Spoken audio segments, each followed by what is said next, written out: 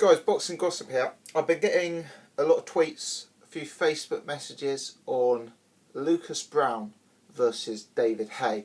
I know that it's interesting actually when I look at my YouTube analytics. I think I get about 60% of my views from the UK, but I get a good 20% from New Zealand, Australia, that sort of region. So UK boxing fans will know that David Haye has got a big date in sort of spring, summertime at the O2 Arena here, and he's launched it. He's got tickets going on sale without an opponent named. No broadcaster currently defined. No opponent currently defined. Two names that have been talked about in terms of who his next opponent is going to be seem to mainly be Shannon Briggs and Malik Scott. But recently a new name has come out. I believe David Haye himself has been talking up the fight, and that is Lucas Browne for the WBA regular title. David Haye has wasted no time whatsoever in calling out Lucas Browne after Lucas Browne's recent win over Ruslan Chagayev. On another note, Joseph Parker also called out Lucas Browne. I guess Lucas Browne's one of those guys where he's made a bit of a name for himself with that win. You know, he's a marketable guy. He's got a marketable image. He's got a marketable style. You know, he comes to fight. He's got a good chin. He punches hard. So Browne is a marketable guy, yet he looks beatable. You know, Chagayev obviously dropped him. Chagayev hurt him. And there's a suggestion that not only can Lucas Browne now be outboxed, but he can also potentially be hurt and stopped in a fight. And I think because of that, a lot of guys are really lining up to fight Lucas Browne right now. It's not dissimilar from when Charles Martin actually beat Vyacheslav Glazkov, and you could see a number of heavyweight names calling him out straight away and looking to jump into a fight with Charles Martin. So we're seeing something similar here. Now, what everyone has conveniently forgot in this equation is a very inactive heavyweight in his mid-40s by the name of Frez Oquendo, because Frez Oquendo has a court order that he was to fight the winner of Lucas Browne versus Ruslan Chagayev, and this came about because of some of the controversy relating to a fight Frez Oquendo had 18 months, 2 years ago now with Ruslan Chagayev, where there was all sorts of dubious circumstances surrounding the bout. Now, Oquendo has subsequently been inactive for a long time. He's getting older by the day, and I can't imagine he will be too happy about Lucas Browne stepping in and taking a fight with David Haye. You know, Frez Oquendo is going to want to take this fight as soon as possible, one would presume, given his advancing years and given the fact he's been inactive. And I don't know the ins and outs of this, but my understanding was that Lucas Browne had to fight Frez Oquendo next. I didn't think there was time for him to take a voluntary, be that against David Haye, be that against anyone of that nature.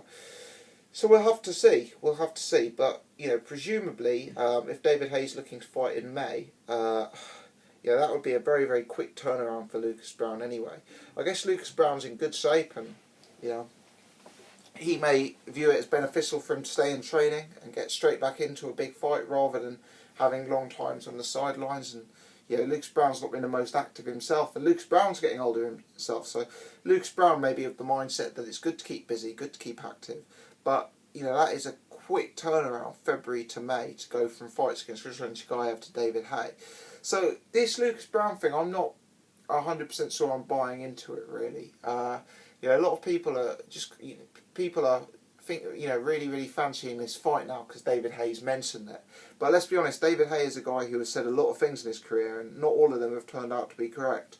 You know, so this Lucas Browne fight for me, I'll believe it when I see it, and I don't particularly believe it right now. You know, Browne, there's no turnaround time for Browne. I think he's going to need a longer rest between the two fights. I think he's going to have to fight Frez Oquendo anyway. And the other thing for Lucas Browne is he's going to want a massive payday, surely. You know, he'll be aware of the UK money that Dillian Whyte got for fighting Anthony Joshua. He'll be aware of the rumoured money that Tyson Fury got for fighting Vladimir Klitschko, or that Charles Martin's going to get fighting Anthony Joshua. You know, he's going to presumably want a sum of money of that ilk. You know, he's coming you know, I know Lucas Browne's still relatively new on the scene, but he's a guy in his mid-30s. You know, he probably doesn't have 10 world-class fights ahead of him. He's going to be wanting to make his money right here, right now. And I wonder if David Haye has that sort of money to bring in a big-name opponent at this stage. You know, David Haye is self-promoted. He's not going to want to be spending, you know, 7 figures bringing in an opponent.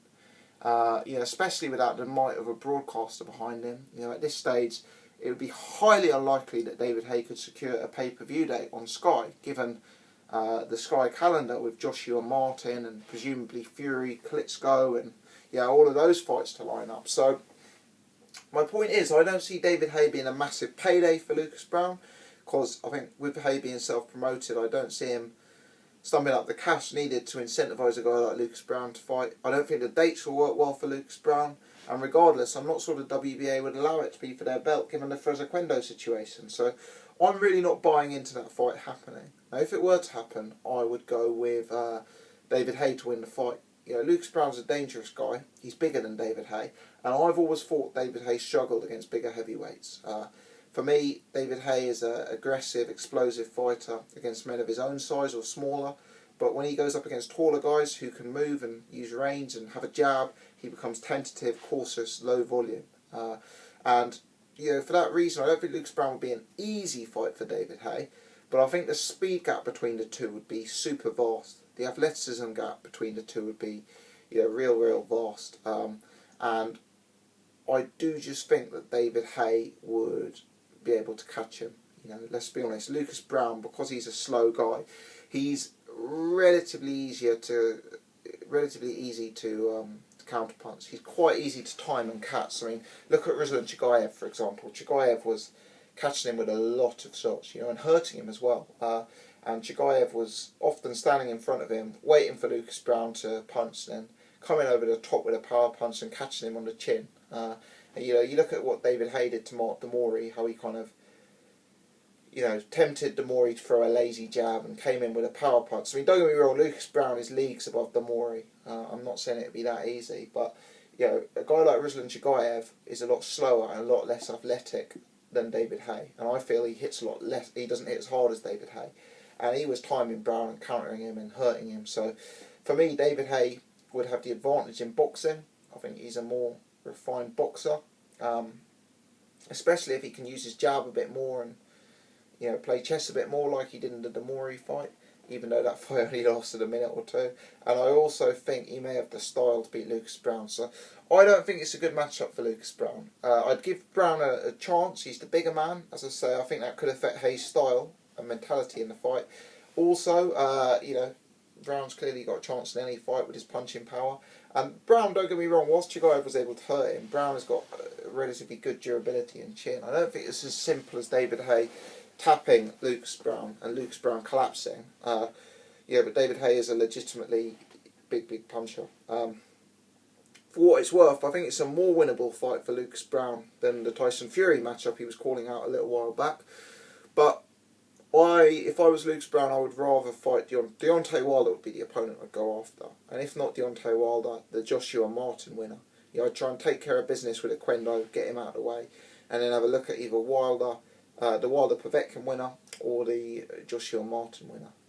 You know, and I know Lucas Browne has said that he's not interested in fighting Joseph Parker.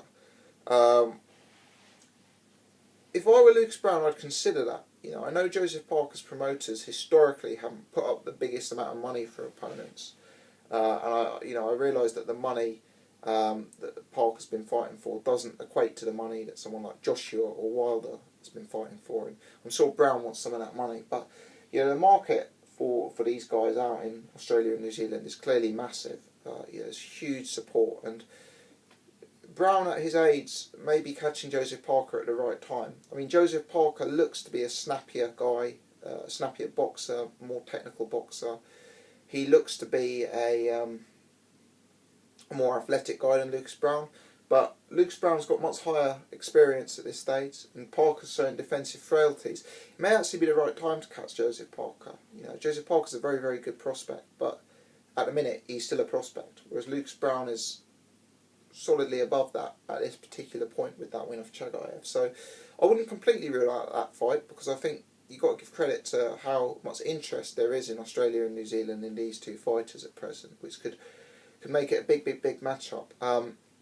But yeah, for me, if I was matchmaking for Browne, I'd look at Wilder top choice, Joshua second choice, Haye third choice, Fury fourth choice. And yeah, if you weren't going to fight one of those names, I'd consider the Joseph Parker fight. I really would. But I don't think it will happen. As I've said, I think Oquendo will come first. I don't think the break will be long enough. And I don't think David Haye will offer the money that Lucas Browne wants for the fight either. Yeah, Lucas Browne is going to want life-changing money for that fight. And will the self-promoted David Haye, who's currently not working with a pay-per-view broadcaster, provide that to him? I don't see it. I don't see it, I'm afraid. You know, David Haye, his other options.